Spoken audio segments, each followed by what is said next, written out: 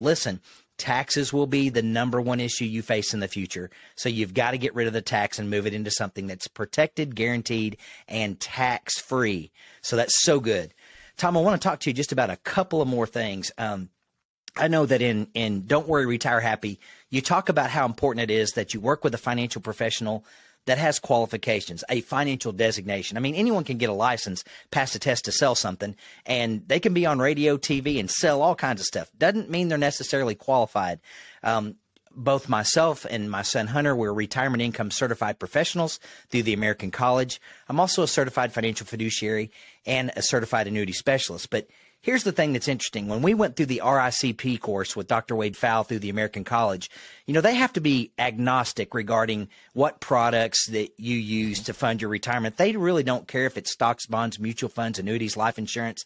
As long as you meet with the individual client, find out what works for them and piece together something that's going to give them a floor, that's going to give them guaranteed stuff to pay their basic expenses, and then you can use whatever you want. But I do know this. You talk to him, any of them individually. I've talked to Dr. Wade Fowle. I've interviewed him on this show.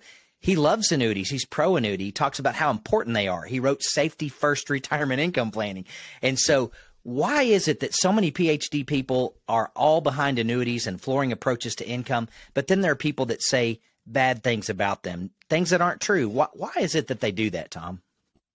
If somebody says something bad about annuities, you know one thing about them. They have an agenda that they are, you know, trying to sell you some higher risk product or high fee product. You know, the guy on TV who says he hates annuities, he's got some of the highest fees out there. And the only thing he could pick on was variable annuities. But he doesn't say variable. He says all annuities.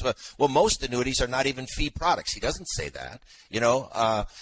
So I think there's just multiple types of annuities, and people get confused about the different types. You know, a single premium immediate annuity is not a fee product. You're guaranteed $2,000 a month. That's exactly what you're going to get for the rest of your life. Right. Same with a deferred income annuity. Same with a base fixed index annuity. Same with a base fixed annuity. Yeah. The only types of annuities that even have fees are either optional riders or variable annuities. That's it. And why do variable annuities have fees? Because they're protecting you against losses in the stock market, which is not cheap, you know. So right. I don't know. I don't understand these people who say that they're bad when I can show you 150 PhDs who say you shouldn't retire without one. And one last thing, Brad, I was going to say on the last segment when we were talking about taxes. Yeah. You have a lot of farmers and ranchers in the area. You got an agricultural community there.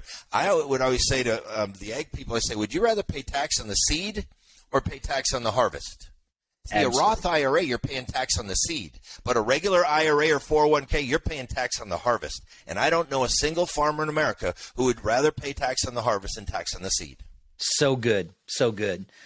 Well, Tom, I appreciate so much you being with us today. I want to talk to you about one more thing, and it's kind of off topic that we would normally talk about when we're together, but we were in Denver together last week speaking at a conference, and we got a chance to sit around and talk for a while just one-on-one, and we got to talk about something we both love. We love golf. You know, I was a college golfer. I used to be good.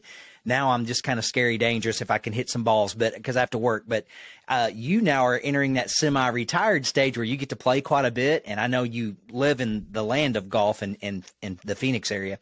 So you mentioned something this last week, and I thought I love that. Being a golfer, I watch it every weekend. I love golf. So you talked about how many 14 clubs is what you can have in a bag, and how important it is to use all the tools in your bag, and how that relates to retirement. Talk about that, if you will, for just a minute.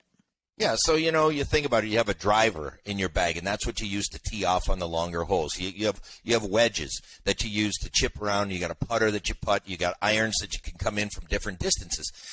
Each club has a purpose, all right? Now, I don't use my driver to hit out of the sand trap, and I don't use my putter off the tee, okay?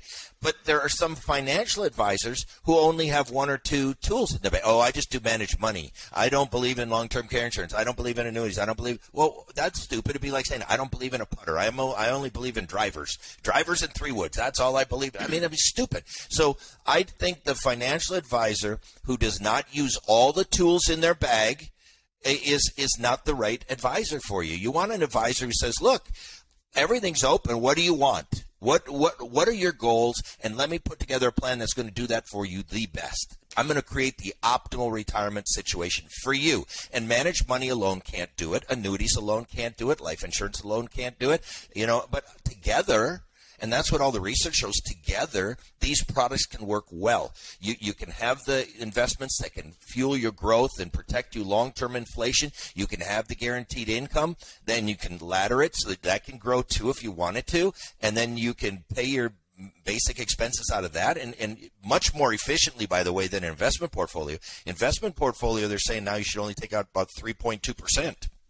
Right. I know many annuities out there that are guaranteeing 7, 8, 9, 10, 11, 12%, depending on your age. So you can do far better with the payout from an annuity, at least for the income that you need, and then invest for the long term, but you also have to have a plan for long-term care. You got to know what your tax situation is. You want to have increasing income to compete against inflation. What if you live to be 130? What if they cure cancer? What if they cure diabetes? What if they cure all these diseases? And now you're living for 130 years. Is your portfolio going to last that long?